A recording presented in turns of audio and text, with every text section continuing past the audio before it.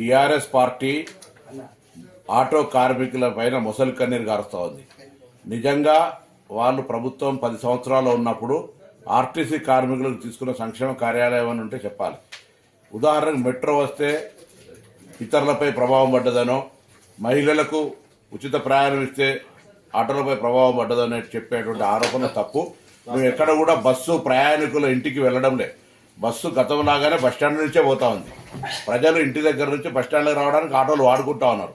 అవును, ఎన్నికల హామీ మేము 12,000 రూపాయలు సంవత్సరానికి ఇస్తామని చెప్పినాం.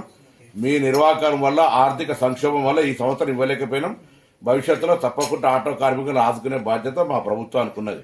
ఇటువంటి రాజకీయ క్రీడలు మీరు ఇలా ఒక రోజు కొరకు ఏదో ఆటో కార్మికులు వేసుకున్న డ్రెస్సులు వేసుకొని ఇతరత్ర ఏదో ఇటువంటి వేషాలు వేసేటువంటి ప్రయత్నం, నిన్న బేడీలు వేసుకొని ఇటువంటి చేయడం అనేటువంటిది పొలిటికల్ డ్రామా. అటువంటి చేయకండి. నిజంగా మీరు ఏమైనా చిత్తశుద్ధి ఉంటే నేను అడుగుతా ఉన్న టీఆర్ఎస్ రిజిస్ట్రేటర్ పార్టీ కావచ్చు, టీఆర్ఎస్ పొలిటికల్ పార్టీ ఎన్నడైనా ట్రాన్స్పోర్ట్ మినిస్టర్కు ఆటో కార్మికుల మీద ఈ డెమోక్రసీలో ఈ సమస్యలు రిప్రజెంటేషన్ చేసిరా? వెనుకటి కూడా సామధాన భేద దండ అంటారు. అవేం లేకుండా మీరు కనీసం రిప్రజెంటేషన్ కూడా చేయకుండా మీరు అటుగా ప్రొటెస్ట్కి వెళ్ళిపోతే మేము అనేక సందర్భాలు ఆటో కార్మికులతో సమావేశాలు పెట్టినాం.